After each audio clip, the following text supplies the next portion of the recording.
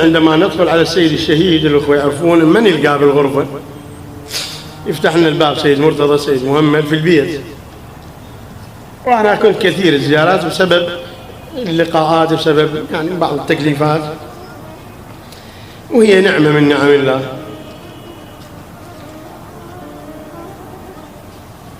من يلقى السيد؟ أنا واحد من الناس أبقى واقف إلى أن يجي نص ساعة 5 دقائق ساعة ما لي علاقة، فيدخل قال لي حبيبي شلون إذا تأخر الساعتين يعني أفضل واقف حضرته؟ قلت له نعم. قال لكن هذا يؤذيني. قلت له يؤذيك أنا ما لي علاقة، أنا أعمل بتكليفي. قال لي جزاك الله خير الجزاء. أي ما أعرف أقعد.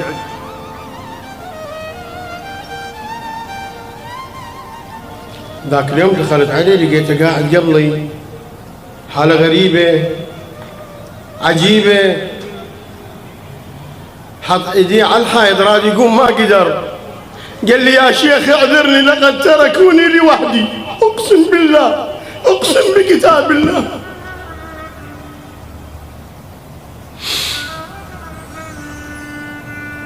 يا شيخ اعذرني، يريد يقوم، لقد تركوني لوحدي.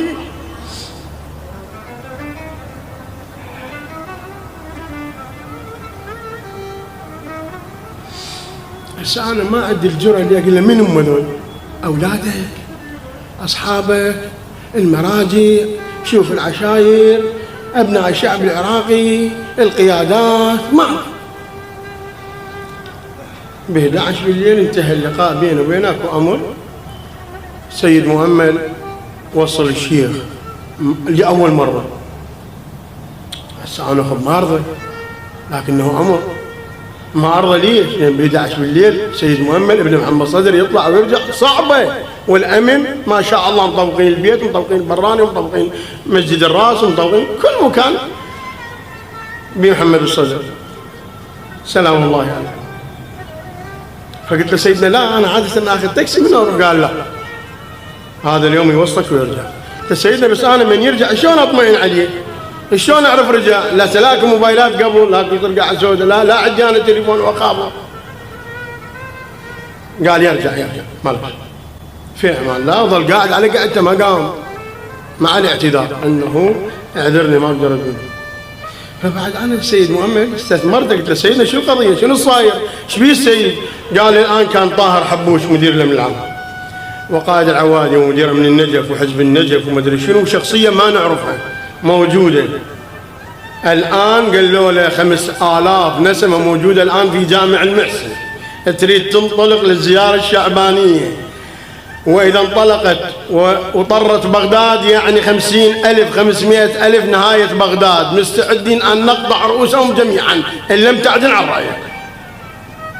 ها وين الحكوا عن محمد صدر؟ وقالوا هو من الزيارة بتكتك. الله يرحمهم ميتين يمربهم بعد يرحمهم كيفهم. أشهد ما بالله هذا الكلام من سيد مؤمل رحمة الله عليه.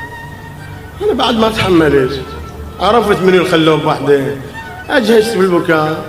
صبرني الرجل عندما نزلت قال لي شيخنا، قلت له سيدنا فدوة أنا تليفون ما عندي، بس أول الصبح أريدك تطمئني على وصولك. قال هو السيد هو قال لك يرجع. شنو السالفه شيخنا؟ وين يقينك؟ التفتت الحين المساله صح. وين يقينك؟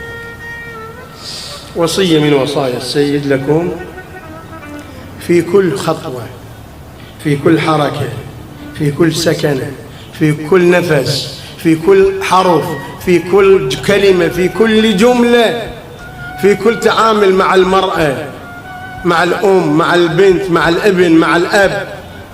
أمرين خلي قدامك، الله قدامك وجهنم جواك. وصيته هاي لو مو وصيتك، وجهنم جواك. أبوك يصير سبب هلاكك في جهنم، أمك تصير سبب، وأمك وأبوك يصيرون سبب نجاتك. فطاعة الوالدين